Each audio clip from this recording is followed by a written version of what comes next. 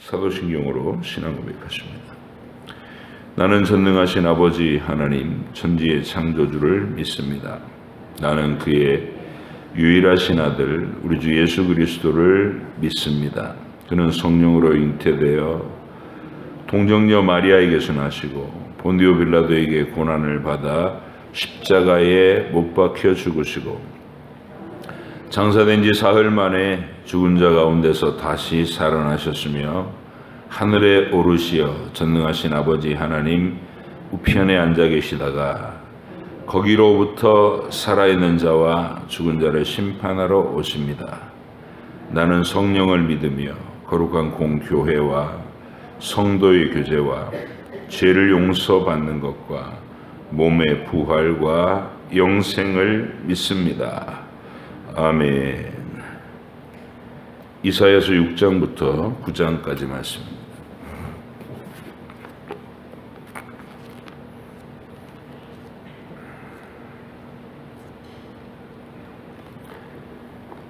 이사야서 6장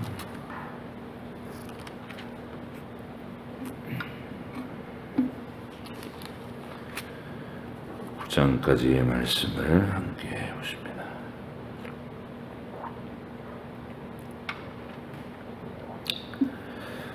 우시야 왕이 죽던 해에 내가 본즉 주께서 높이 들린 보좌에 앉으셨는데 그의 옷자락은 성전에 가득하였고 스랍들이 모시고 섰는데 각기 6 날개가 있어 그 둘로는 자기의 얼굴을 가리었고 그 둘로는 자기의 발을 가리었고 그 둘로는 날며 서로 불러 이르되 거룩하다 거룩하다 거룩하다 만군의 여호와여 그의 영광이 온 땅에 충만하도다 하더라. 이같이 화답하는 자의 소리로 말미암아 문지방의 터가 요동하며 성전에 연기가 충만한지라. 그때 내가 말하되 화로다 나여 망하게 되었도다. 나는 입술이 부정한 사람이요 나는 입술이 부정한 백성 중에 거주하면서 만군의 여호와이신 왕을 배웠음이로다 하였더라. 그때에 그 스랍 중에 하나가 부젓가락으로 제단에서 집은 바 핀 숯을 손에 가지고 내게로 날아와서 그것을 내 입술에 대며 이르되 보라 이것이 내 입에 닿았으니 내 악이 제하여졌고 내 죄가 사하여졌느니라 하더라. 내가 또 주의 목소리를 들으니 주께서 이르시되 내가 누구를 보내며 누가 우리를 위하여 갈꼬 하시니 그때에 내가 이르되 내가 여기 있나이다 나를 보내소서 하였더니 여호와께서 이르시되 가서 이 백성에게 이르기를 너희가 듣기는 들어도 깨닫지 못할 것이요 보기는 보아도 알지 못하리라 하여 이 백성의 마음을 둔하게 하며 그들의 귀가 막히고 그들의 눈이 감기게 하라 염려하건대 그들이 눈으로 보고 귀로 듣고 마음으로 깨닫고 다시 돌아와 고침을 받을까 하노라 하시기로 내가 이르되 주여 어느 때까지니까 하였더니 주께서 대답하시되 성읍들은 황폐하여 주민이 없으며 가옥들에는 사람이 없고 이 토지는 황폐하게 되며 여호와께서 사람들을 멀리 옮기셔서 이 땅 가운데에 황폐한 곳이 많을 때까지니라. 그 중에 10분의 1이 아직 남아 있을지라도 이것도 황폐하게 될 것이나 밤나무와 상수리 나무가 배임을 당하여도 그 그루터기는 남아 있는 것 같이 거룩한 씨가 이 땅의 그루터기니라 하시더라. 우시아의 손자요 요담의 아들인 유다의 아하스 왕 때에 아람의 르신 왕과 르말리아의 아들 이스라엘의 베가 왕이 올라와서 예루살렘을 쳤으나 능히 이기지 못하니라. 어떤 사람이 다윗의 집에 알려 이르되 아람이 에브라임과 동맹하였다 하였으므로 왕의 마음과 그의 백성의 마음이 숲이 바람의 흔들림같이 흔들렸더라. 그때에 여호와께서 이사야에게 이르시되 너와 내 아들 쌀 야숲은 윗못 수도 끝 세탁자의 밭 큰 길에 나가서 아하스를 만나 그에게 이르기를 너는 삼가며 조용하라. 르신과 아람과 르말리아의 아들이 심히 노할지라도 이들은 연기나는 두 부직갱이 그루터기에 불과하니 두려워하지 말며 낙심하지 말라. 아람과 에브라임과 르말리아의 아들이 악한 꾀로 너를 대적하여 이르기를 우리가 올라가 유다를 쳐서 그것을 쓰러뜨리고 우리를 위하여 그것을 무너뜨리고 다부엘의 아들을 그 중에 세워 왕으로 삼자 하였으나 주 여호와의 말씀이 그 일은 서지 못하며 이루어지지 못하리라. 대저 아람의 머리는 다메섹이요 다메섹의 머리는 르신이며 65년 내에 에브라임이 패망하여 다시는 나라를 이루지 못할 것이며 에브라임의 머리는 사마리아요 사마리아의 머리는 르말리아의 아들이니라. 만일 너희가 굳게 믿지 아니하면 너희는 굳게 서지 못하리라 하시니라. 여호와께서 또 아하스에게 말씀하여 이르시되 너는 내 하나님 여호와께 한 징조를 구하되 깊은 데에서든지 높은 데에서든지 구하라 하시니 아하스가 이르되 나는 구하지 아니하겠나이다. 나는 여호와를 시험하지 아니하겠나이다 한지라. 이사야가 이르되 다윗의 집이여 원하건대 들을지어다. 너희가 사람을 괴롭히고서도 그것을 작은 일로 여겨 또 나의 하나님을 괴롭히려 하느냐. 그러므로 주께서 친히 징조를 너희에게 주실 것이라. 보라 처녀가 잉태하여 아들을 낳을 것이요 그의 이름을 임마누엘이라 하리라. 그가 악을 버리며 선을 택할 줄 알 때가 되면 엉긴 젖과 꿀을 먹을 것이라. 대저 이 아이가 악을 버리며 선을 택할 줄 알기 전에 네가 미워하는 두 왕의 땅이 황폐하게 되리라. 여호와께서 에브라임이 유다를 떠날 때부터 당하여 보지 못한 날을 너와 내 백성과 내 아버지 집에 임하게 하시리니 곧 아수르 왕이 오는 날이니라.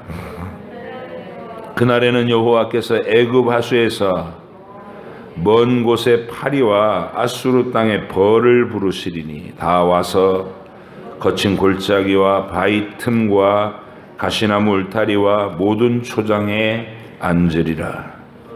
그날에는 주께서 하수 저쪽에서 세내어 온 삭도 곧 아수르 왕으로 내 백성의 머리털과 발털을 미실 것이요 수염도 깎으시리라. 그날에는 사람이 한 어린 암소와 두 양을 기르리니 그것들이 내는 젖이 많으므로 엉긴 젖을 먹을 것이라. 그 땅 가운데 남아있는 자는 엉긴 젖과 꿀을 먹으리라. 그날에는 1000그루의 은 1000개의 가치가 있는 포도나무가 있던 곳마다 찔레와 가시가 날 것이라. 온 땅에 찔레와 가시가 있으므로 화살과 활을 가지고 그리로 갈 것이요 보습으로 갈던 모든 산에도 찔레와 가시 때문에 두려워서 그리로 가지 못할 것이요 그 땅은 소를 풀어놓으며 양이 밟는 곳이 되리라. 여호와께서 내게 이르시되 너는 큰 서판을 가지고 그 위에 통용 문자로 마헬 살랄 하스바스라 쓰라. 내가 진실한 증인 제사장 우리야와 여베레기야의 아들 스가랴를 불러 증언하게 하리라 하시더니 내가 내 아내를 가까이 하매 그가 임신하여 아들을 낳은지라. 여호와께서 내게 이르시되 그의 이름을 마헬 살랄 하스바스라 하라. 이는 이 아이가 내 아빠 내 엄마라 부를 줄 알기 전에 다메섹의 제물과 사마리아의 노략물이 아수르 왕 앞에 옮겨질 것임이라 하시니라. 여호와께서 다시 내게 말씀하여 이르시되 이 백성이 천천히 흐르는 실로아 물을 버리고 르신과 르말리아의 아들을 기뻐하느니라. 그러므로 주 내가 흉용하고 창이란 큰 하수 곧 아수르 왕과 그의 모든 위력으로 그들을 뒤덮을 것이라. 그 모든 골짜기에 차고 모든 언덕에 넘쳐 흘러 유다에 들어와서 가득하여 목에까지 미치리라. 임마누엘이여 그가 펴는 날개가 내 땅에 가득하리라 하셨느니라. 너희 민족들아 함성을 질러보아라. 그러나 끝내 패망하리라. 너희 먼 나라 백성들아 들을지니라. 너희 허리를 동이라. 그러나 끝내 패망하리라. 너희 허리에 띠를 띠라. 그러나 끝내 패망하리라. 너희는 함께 계획하라. 그러나 끝내 이루지 못하리라. 말을 해보아라. 끝내 시행되지 못하리니 이는 하나님이 우리와 함께 계심이니라. 여호와께서 강한 손으로 내게 알려주시며 이 백성의 길로 가지 말 것을 내게 깨우쳐 이르시되 이 백성이 반역자가 있다고 말하여도 너희는 그 모든 말을 따라 반역자가 있다고 하지 말며 그들이 두려워하는 것을 너희는 두려워하지 말며 놀라지 말고 만군의 여호와 그를 너희가 거룩하다 하고 그를 너희가 두려워하며 무서워할 자로 삼으라. 그가 성소가 되시리라. 그러나 이스라엘 두 집에는 걸림돌과 걸려 넘어지는 반석이 되실 것이며 예루살렘 주민에게는 함정과 올무가 되시리니 많은 사람이 그로 말미암아 걸려 넘어질 것이며 부러질 것이며 덫에 걸려 잡힐 것이니라. 너는 증거의 말씀을 싸매며 율법을 내 제자들 가운데에서 봉함하라. 이제 야곱의 집에 대하여 얼굴을 가리시는 여호와를 나는 기다리며 그를 바라보리라. 보라 나와 및 여호와께서 내게 주신 자녀들이 이스라엘 중에 징조와 예표가 되었나니 이는 시온 산에 계신 만군의 여호와께로 말미암은 것이니라.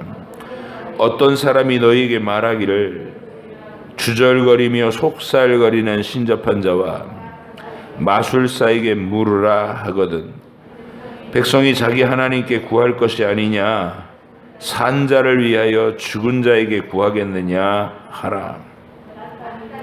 마땅히 율법과 증거의 말씀을 따를지니 그들이 말하는 바가 이 말씀에 맞지 아니하면 그들이 정녕 아침 빛을 보지 못하고 이 땅으로 헤매며 곤고하며 굶주릴 것이라. 그가 굶주릴 때에 격분하여 자기 왕과 자기 하나님을 저주할 것이며 위를 쳐다보거나 땅을 굽어 보아도 환난과 흑암과 고통의 흑암뿐이리니 그들이 심한 흑암 가운데로 쫓겨 들어가리라. 전에 고통받던 자들에게는 흑암이 없으리로다.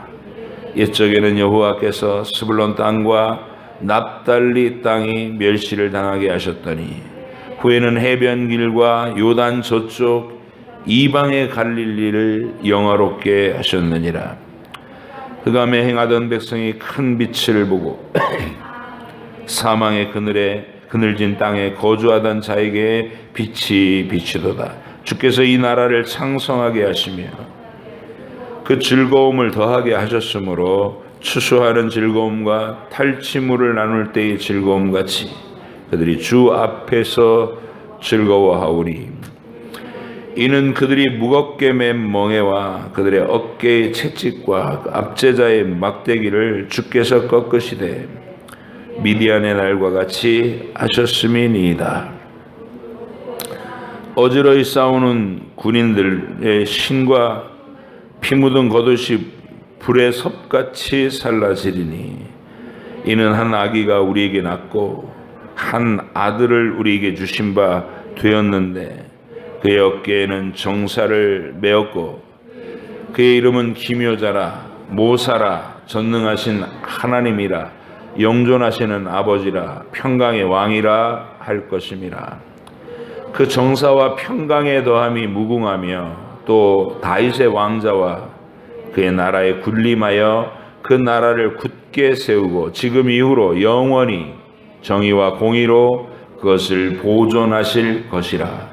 만군의 여호와의 열심히 이를 이루시리라. 주께서 야곱에게 말씀을 보내시며 그것을 이스라엘에게 임하게 하셨은즉 모든 백성 곧 에브라임과 사마리아 주민이 알 것이거늘 그들이 교만하고 완악한 마음으로 말하기를 벽돌이 무너졌으나 우리는 다듬은 돌로 쌓고 뽕나무들이 찍혔으나 우리는 백향목으로 그것을 대신하리라 하는도다. 그러므로 여호와께서 르신의 대적들을 일으켜 그를 치게 하시며 그의 원수들을 격동시키시리니 앞에는 아람 사람이요 뒤에는 블레셋 사람이라. 그들이 모두 입을 벌려 이스라엘을 삼키리라. 그럴지라도 여호와의 진노가 돌아서지 아니하며 그의 손이 여전히 펴져 있으리라. 그리하여도 그 백성이 자기들을 치시는 이에게로 돌아오지 아니하며 만군의 여호와를 알지 아니하도다. 그러므로 여호와께서 하루 사이에 이스라엘 중에서 머리와 꼬리와 종려나무 가지와 갈대를 끊으시리니 그 머리는 곧 장로와 존귀한 자요 꼬리는 곧 거짓말을 가르치는 선지자라. 백성을 인도하는 자가 그들을 미혹하니 인도를 받는 자들이 멸망을 당하는도다. 이 백성이 모두 경건하지 아니하며 악을 행하며 모든 입으로 망령되이 말하니 그러므로 주께서 그들의 장정들을 기뻐하지 아니하시며 그들의 고아와 가부를 긍휼히 여기지 아니하시리라. 그럴지라도 여호와의 진노가 돌아서지 아니하며 그의 손이 여전히 펴져 있으리라. 대저 악행은 불타오르는 것 같으니 곧 찔레와 가시를 삼키며 빽빽한 수풀을 살라 연기가 위로 올라가게 함과 같을 것이라. 만군의 여호와의 진노로 말미암아 이 땅이 불타리니 백성은 불의 섭과 같을 것이라. 사람이 자기 형제를 아끼지 아니하며 오른쪽으로 옮길지라도 줄이고 왼쪽으로 먹을지라도 배부르지 못하며 각각 자기 팔에 고기를 먹을 것이며 므낫세는 에브라임은 므낫세를 먹을 것이요 또 그들이 합하여 유다를 치리라. 그럴지라도 여호와의 진노가 돌아서지 아니하며 그의 손이 여전히 펴져 있으리라. 아멘. 기도하겠습니다. 하나님 아버지, 하나님께서 이사야를 일으키셔서 자신의 당대에 일어나는 일들을 하나님의 뜻에 의한 것임을 선포하게 하시고 가까운 미래에 더 극심한 파멸과 수치와 모욕이 유다의 땅 하나님의 언약의 처소에도 불어닥칠 것임을 예언하고 그 패망한 포로의 기간을 끝내고 돌아올 약속을 하며 더 궁극적으로는 우리의 구원을 위해 이 땅에 오시는 예수 그리스도의 시대와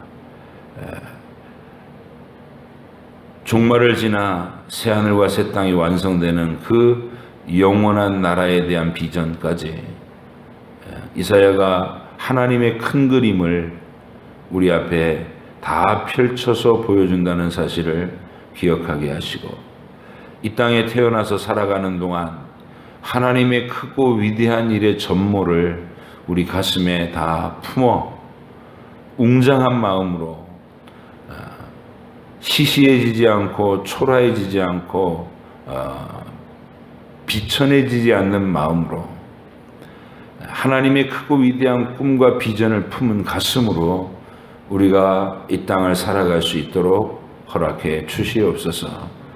관심이 생기게 하시고 깨닫는 지혜가 열리게 하시고 뜨거운 감정이 우리 속에 충만하게 채워져서 이사야가 그 시대에 그랬던 것처럼 우리도 하나님의 그 웅대한 그림을 가슴에 담은 자로서 복음에 열심을 내며 우리 삶에 하나님의 영광을 위하여 하나님 뜻을 이루기 위한 가치 있는 목표로 달려갈 수 있는 저희들 모두가 되게 해 주시옵소서. 오늘도 읽은 말씀이 우리에게 잘 깨달아지고 새겨지도록 성령께서 지혜로 우리를 도와 주시옵소서. 감사드리며 예수님의 이름으로 기도하옵나이다. 아멘. 이사야서를 읽어 나가실 때는 총 4개의 시대를 기억하셔야 됩니다. 핵심 키입니다. 당대의 눈앞에 보이는 현실이 있습니다. 이사야의 당대의 눈앞의 현실은 북이스라엘이 하나님을 배반하는 삶을 치달리다가 이제 막 심판의 목전에 있습니다. 그리고 심판을 당하는 그 장면을 목격하면서 예언합니다. 아수르라고 하는 세력이 일어나서 고대 근동 팔레스타인 지역을 압박하고 있었던 상황입니다. 그리고 남유다는 북이스라엘의 왕과 다마스커스 그 아람 왕이 같이 연대를 해가지고 남유다를 막 침략하고 그러고 있던 상태에서 이사야의 예언이 시작됐습니다. 이게 당대의 현실이에요. 작은 두 나라가 유다를 침공하고 있고 그 뒤에는 큰 세력, 제국의 세력을 이룬 아시리아가 버티고 있고 남쪽 뒤쪽으로는 애굽이 전통적인 우방으로 버티고 있는 그런 형국의 시대였습니다. 이사야는 그 시대의 그 교만한 이스라엘, 북이스라엘을 향해서 너희가 곧 망한다 이 얘기를 하고 남유다를 향해서는 너희가 북이스라엘의 멸망을 지켜보면서 너희의 죄와 악을 깨달아서 하나님 앞에 회개해라 이렇게 당대의 외침을 외칩니다. 하지만 그 회개의 외침은 비극적인 전망을 해요. 너희가 받아들이지도 않고 변화되지도 않을 것이어서 이제 조만간 닥칠 미래에 너희 남쪽 유다도 북이스라엘처럼 바벨론에 의해서 끌려가고 바벨론에 의해서 철저히 패망할 것이다. 이 패망의 예언이 한 100년 후에 일어날 100년 그 이후에 일어날 남유다의 패망에까지 이제 이야기하고 있는 거예요. 자기 눈앞에 당대의 현실에서는 아수르에 의해서 북이스라엘이 멸망할 것을 얘기하고 한 100여 년 후에 남쪽 유다가 바벨론에 의해서 멸망할 것을 예언합니다. 이게 두 번째 시점입니다. 그 다음에 세 번째 시점은 그 바벨론에 멸망했던 남유다가 완전히 멸절해서 흩어져 없어지는 게 아니라 구루터기처럼 남는다. 70년 바벨론 세월을 보내고 나면 다시 돌아와서 이 땅으로 돌아와서 언약을 계속해 나갈 것이다. 그게 이게 세 번째 시점입니다. 다시 돌아올 회복의 날이 있을 것이다. 바벨론 포로에서 돌아올 것에 대한 예언입니다. 여기까지는 가까운 당대의 현실에 대한 예언입니다. 그런데 하나님의 궁극적인 예언은 바로 이스라엘의 역사에 북이스라엘 멸망하고 남유다가 바벨론에 끌려갔다가 돌아오고 하는 이 단순한 자기들의 역사의 얘기가 아니라 하나님의 궁극적인 계획은 인류 전체를 대상으로 한 태초부터 종말까지의 모든 나라와 족속을 대상으로 한 구원의 진리입니다. 하나님의 아들이 여자의 후손이란 이름으로 아브라함의 후손이란 이름으로 유다 지파의 사자라는 이름으로 다윗의 후손이라는 이름으로 세상에 오실 것, 그리고 오늘 이사야를 통해서는 한 아기의 모습으로 오실 것이다. 그가 오셔서 활동할 자리는 저 납달리 지파의 땅 해변의 갈릴리다. 그렇게 구체적으로 이야기합니다. 바로 이 얘기, 태초부터 오시기로 한 그 아기, 뱀의 머리를 밟아 부서뜨린다는 여자의 후손, 온 모든 민족과 족속들로 복을 받게 하겠다는 아브라함의 후손, 영원히 무너지지 않을 왕권을 가지겠다는 다윗의 후손이란 이름으로 그렇게 하나님은 본질적인 약속인 이 아기 얘기를 하는 거예요. 그래서 이 얘기는 이사야가 그 각각의 시대를 얘기하면서 그 사이사이에 절망이 깊어지는 얘기를 할 때마다, 심판의 불이 쏟아지는 얘기를 할 때마다 이 얘기를 끼워 넣어서 희망을 불어넣어 주시는 거예요. 그래서 우리는 이사야서에서 제일 주목하고 잘 읽어야 될 부분이 뭐냐면 이 바로 우리 곁으로 오시는 임마누엘 아기 얘기, 그리고 우리 가운데 걸어 다니시면서 하나님 나라의 그 놀라운 구원의 진리를 완성하시는 그분의 사건에 집중하고 우리의 본질적인 절망, 죄와 사망과 저주, 영원한 심판이라고 하는 그 본질적인 절망을 이겨내야 될 줄로 믿습니다. 여러분 이사야를 읽으실 때 그런 점들을 주목하셔야 돼요. 그러니까 사이사이에 끼어져 있어요. 마치 이런 겁니다. 역사라고 하는 시줄과 날줄을 이렇게 큰 폭에 천으로 그려놓고, 이게 역사입니다.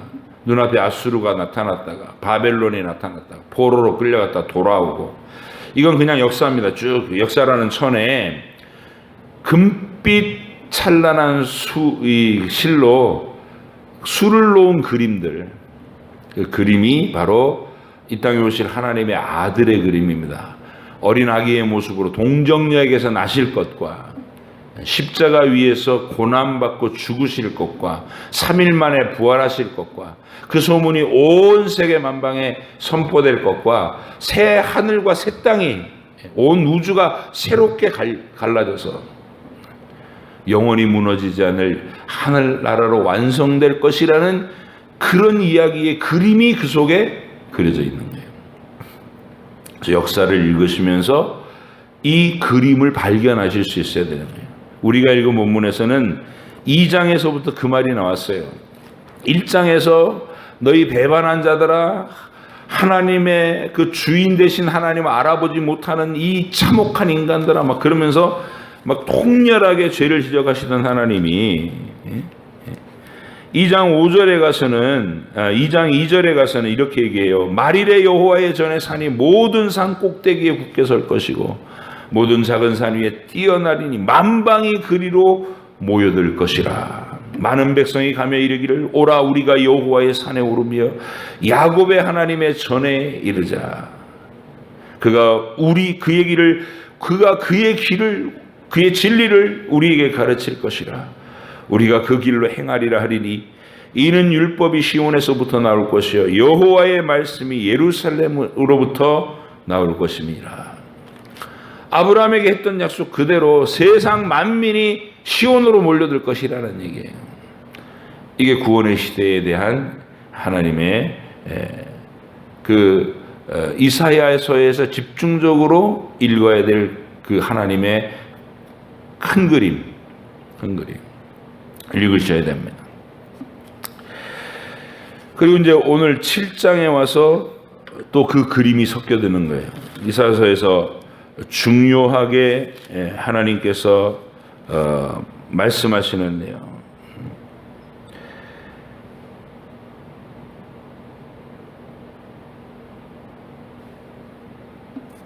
7장 10절 여호와께서 또 아하스에게 말씀하여 이르시되 너는 내 하나님 여호와께 한 징조를 구하되 깊은 데에서든지 높은 데에서든지 구하라 하시니 아하스가 이르되 나는 구하지 아니하겠나이다. 나는 여호와를 시험하지 아니하겠나이다 한지라. 이사야가 이르되 다윗의 집이여 원하건대 들을지어다. 너희가 사람을 괴롭히고서 그것을 작은 일로 여겨 또 나의 하나님을 괴롭히려 하느냐. 그러므로 주께서 친히 징조를 너희에게 주실 것이라. 보라 처녀가 잉태하여 아들을 낳을 것이요 그의 이름을 임마누엘이라 하리라. 이 동정녀 탄생에 대한 예언이 이렇게 처음에 나옵니다. 그리고 9장 1절로 가보세요. 전에 고통받던 자들에게는 흑암이 없으리로다. 옛적에는 여호와께서 스불론 땅과 납달리의 땅이 멸시를 당하게 하셨더니 후에는 해변길과 요단 저쪽 이방의 갈릴리를 영화롭게 하셨느니라. 예수님이 오시기 800여 년 전에 이사야가 800여 년 후에 이 땅에 오셔서 걸어 다니시는 그리스도를 멀리 내다보면서 이 희망의 노래를 하는 겁니다. 그분이 오시면. 흑암에 행하던 백성이 큰 빛을 보고 사망의 그늘진 땅에 거주하던 자에게 빛이 비친대요. 이런 모든, 그리고 전쟁이 없어지고 모든 군인들이 자기들의 무기와 갑옷을 불살라버리는 평화의 궁극적인 온전한 평화가 도래하게 하는 바로 그분. 이런 일들은 어떻게 일어날 것이냐. 6절, 9장 6절. 이는 한 아기가 우리에게 낳고 한 아들을 우리에게 주신 바 되었는데 그 어깨에는 정사를 메었고 그의 이름은 기묘자라 모사라 전능하신 하나님이라 영존하시는 아버지라. 하나님 아버지 얘기하는 게 아니라 창조주로서의 아버지를 얘기하는 거예요. 평강의 왕이라 할 것임이라.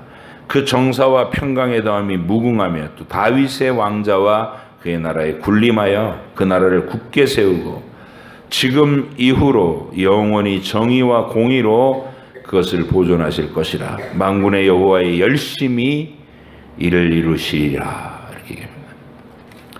여러분, 이사야를 읽으실 때 제일 중요한 건 바로 이겁니다. 그렇게 큰 화폭에 수놓여진 그림, 그려진 그림. 하나님이 이 땅을 구원하시기 위해서 궁극적으로 이루실 그 위대한 그림을 한눈에 보는 거예요.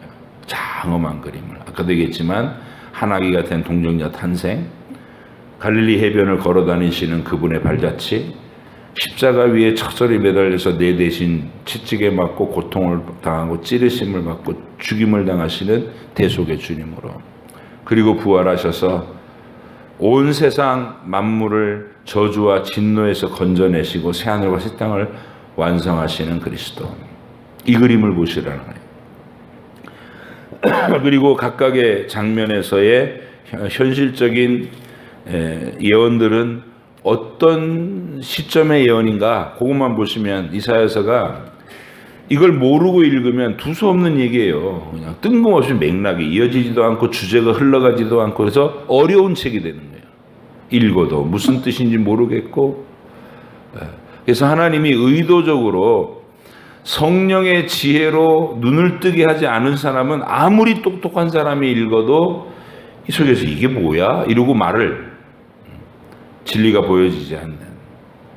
그러나 하나님의 지혜로운 안내를 받는 사람들은 어린아이들이라도 가슴이 뛰며 바라볼 수 있는 그림들. 그게 이사야서의 언어들입니다. 6장에서 우리는 그 이사야가 경험하는 회심의 체험을 얘기하는 거예요. 하나님을 알고 살았지만 어느 한 시점에서 이사야의 마음이 완전히 새로워진 이 분기점이 있다는 거예요. 우리는 우리의 입장에서는 그걸 회심 체험이라고 합니다. 그 시간 이전과 그 이후가 전혀 다른 내가 되어 있는 거예요. 교회는 오래 다녔는데 그냥 관심도 없고 그냥 의무감으로 왔다 갔다 하고 그랬던 사람이 하나님께서 특별하게 만나주시는 어떤 체험과 감정을 가지고서 신비로움 속으로 들어가는 그 분기점이 있어요. 이런 게 있다라는 것을 자꾸 선포받아야 그 생각하게 되고 사모하게 되고 경험하게 됩니다. 여러분 자신이 하나님을 뜨겁게 만나시던 체험, 그 고백, 적어도 매일 새벽을 하나님 앞에 나와 반응하시는 분이라면 분명히 그런 체험이 있을 거라는 것이죠. 그리고 그 고백과 체험을 주변에 알리셔야 되는 겁니다. 내가 하나님을 만날 때 하나님은 죄인인 나를 이렇게 만나 주셨다. 자녀들에게 가르쳐야 돼요. 너도 그런 날이 있어야 된다. 하나님을 뜨거움으로 만나는 그 날을 위해서 기도해라. 하나님을 맞이할 준비를 해라. 그래서 어느 날 간절히 기도하고 간청하는 마음에 어느 날 갑자기 임하시는 것이다. 그렇게 말씀해 주셔야 됩니다. 이사야서 6장에서 그 신비로운 성전 체험을 하는 하나님의 옷자락을 보고 그 순간에 그 영광에 압도당했을 때 불이 환하게 켜진 것 같은, 캄캄하다가 어스름하다가 불이 환하게 켜진 것 같은 하나님의 영광의 광채 속에 확 들어가니까 제일 먼저 나타난 게 뭐냐면 자기의 모습이 너무 더럽고 추하다는 거예요. 오물이 잔뜩 묻은. 컴컴할 때는 몰랐어요. 자기 깨끗한 줄 알았어요. 근데 하나님의 영광의 빛이 찬란하게 비쳐서 눈이 확 열리니까 제일 먼저 깨닫게 되는 게 나는 참혹한 죄인이구나. 하나님 앞에 엎드러집니다. 그리고 고백해요. 내가 죽을 것 같이 됐다. 죽어 마땅합니다. 이런 뜻이에요. 죽어 마땅합니다. 근데 하나님이 제단의 숯불을 취해서 입술을 찢어주십니다. 입술이 부정했던 자기를 자백하니까 입술을 찢어주시고 정결해졌다, 깨끗해졌다, 사해졌다 이렇게 선언합니다. 사죄의 은총, 예수님의 보혈로 값을 치르고 우리의 그 더러운 누추한 죄의 모든 죄과를 한순간에 씻어버리시는 하나님의 놀라운 그 선언이 내 마음에 실질적으로 절절히 느껴지는 그 순간에 우리가 어떻게 인생이 확 뒤집어지지 않을 수 있겠어요? 떼굴떼굴 굴러야 돼요. 그 크기, 엄청난 크기의 은혜, 그리고 영원히 무너지지 않을 약속, 이것을 붙잡고 이사야가 감격스럽게 하나님 만나는 장면입니다. 그리고 하나님의 일을 위하여, 하나님의 사명을 위하여 누가 우리를 위하여 갈꼬? 그랬더니 이사야가 제가 가겠습니다. 이렇게 뜨겁게. 6장은 그런 거예요. 하나님의 백성이 이 세상에 태어나서 하나님을 뜨겁게 만나가지고 그 열정으로 일평생 복음에 헌신하고 살 수 있는, 그게 이사야예요. 전설에 의하면 이사야는 므낫세 왕에 의해서 톱으로 켬을 당했다는 거예요. 관 속에 넣어놓고 톱으로 켜서 반 잘라서 죽였다는 거예요. 그러나 두려워하지 않았어요. 왜냐? 이사야에게는 이 웅장한 하나님의 그림이 있었거든요. 받은 예언이 있었거든요. 자, 당대 7장에선 당대의 예언이 나옵니다. 아하스 왕의 시대, 이 악한 왕이죠. 하나님을 능멸했던 왕. 그러면서도 자기는 이스라엘의 신앙을 지키고 있는 듯이 행세하고 간교한 혓바닥을 놀렸던 왕이에요. 그때 막 어떤 상황이냐면 바로 국경을 맞대고 있는 북이스라엘과 옆쪽에 있는 아람 나라가 연대해가지고 유다를 침공한 거예요. 근데 이 아하스의 마음에는 이미 자기 계획이 다 서 있어요. 이 두 놈의 나라가 우리를 쳐내려왔으니까 나는 더 센 저 뒤쪽에 있는 형님 아수르한테 찾아가서 저 좀 도와주세요. 이러면 갖다 바치면서 도와달라고 그러면 그 형님이 이놈 두 놈을 싹 먹어치워버릴 것이다. 이 생각을 다 하고 있었어요. 근데 하나님이 이사야를 아하스한테 굳이 보내가고 길에서 마주치게 하신 다음에 이 예언을 하라는 거예요. 저 두 나라가 너를 침공하는데 걱정하지 마라. 하나님이 저들을 패하실 것이다. 한 아기가 태어나는데 그 아기가 엄마 아빠라는 말을 하기 전에 2, 3년 내에, 그 말이에요. 2, 3년 내에 저들이 패망할 것이다. 예언을 하게 하십니다. 근데 듣는 아하스는 뭐라고 생각하냐면 그건 하나님이고 뭐 예언이고 이런 말 할 게 아니라 내 계산으로도 다 나왔어. 내가 아수르 형님한테 가서 정치적으로 딱 외교수를 발휘하면 이것들 싹 날려버릴 수 있어. 자기 계획이 훨씬 더 분명해 보이고 확실해 보이는 거야. 하나님의 약속 같은 거는 그냥 의의 선지자들은 그런 덕담을 하는 거지. 이렇게 알아듣는 거예요. 이게 얼마나 이 교회 안에서도 있는 일이잖아요. 강단을 통해서 말씀이 선포되면 앉아갖고 그럴 수 있어요. 그건 목사님 생각이시고요. 그러면서 자기 계획이 다 서 있는 사람들. 하나님의 길은 막연해 보이고 자기가 계획한 길은 분명하게 이렇게. 이번에 어디 가서 이 문서는 이렇게 처리하고 계약서는 이렇게 작성하고 그럼 확실해지겠지. 자기 계획이 딱 확실해 보이는 사람. 그게 아하스예요. 하나님께 의지하는 것은 헛돼 보이고 어리석어 보이는, 미련해 보이고 뭐 그렇게 불확실한 것을 붙잡고 살아갈 수 있겠어? 믿음의 길이 불확실해 보이는 게 불신앙의 마음인 거예요. 자기가 하는 계획, 자기 능력으로 이것 처리하고 저것 처리해갖고 딱딱딱 부러지게 인생을 계획하는 거, 그게 확실해 보여요. 그러나 하나님은 뭐라고 얘기하시냐면, 인생의 계획은 아무리 확연해 보이고 확실해 보이더라도 하나님이 허락하시지 않으면 한순간에 허망하게 날아가는 헛된 것이라고 말해요. 거꾸로. 영적인 안목이라는 것은 이게 이 무게중심을 거꾸로 뒤집어서 보는 거예요. 하나님의 약속이 확실한 거고, 내 인간의 계산은 아무리 뚜렷하고 답이 딱 나와 보여도 하나님이 허락하지 않으시면 아무것도 아닌 것이에요. 이 아하스는 거꾸로 생각했단 말이에요. 그래서 징조를 구해라. 하나님이 너한테 표적까지 주실 의향이 있으시다. 그리고 믿음을 가져라. 네 계산으로 나라를 경영하려고 하지 말고 하나님의 언약을 믿고 하나님을 의지하는 믿음을 가져라. 표적을 구해라. 그랬더니 이놈의 인간이 한다는 말이 나는 여호와를 시험하지 않겠습니다. 이러고 제끼는 거예요. 그러니까 그 말은 속뜻으로 겉말로로 하면 경건하지 않은 말이지만 속뜻으로 하면 선지자님 입 다무십시오. 목사님 입 좀 다무세요. 이 건은 제가 알아서 합니다. 이런 얘기입니다. 능멸한 거예요, 아하스가. 하나님은 그런 아하스의 참담한 불신앙을 이렇게 반응을 들으시고 이사야에게 이 예언을 하게 하신 거예요. 고통받던 땅, 그 이방의 갈릴리를 임마누엘 아기가 오셔서 빛이 비치게 할 것이다. 인간의 죄성이 가장 교만한 하나님을 능멸하고 하나님의 종의 말씀을 묵살하는 아하스 왕의 그 참담한 죄악의 모습 앞에서, 그러나 하나님은 이 땅을 쓸어버리는 게 아니라 이 땅에 희망을 줄 것이다. 이 캄캄한 절망의 믿음 위에 하나님의 아들이 오시고 저 이방의 갈릴리를 빛으로 채우는 그 복음이 시작될 시대가 온다. 이 희망의 말. 여러분과 제가 우리 내면에 있는 죄성의 그 깊은 어두움을 이겨내고 소망의 이 빛을 볼 수 있는 것은 예수님의 복음뿐입니다.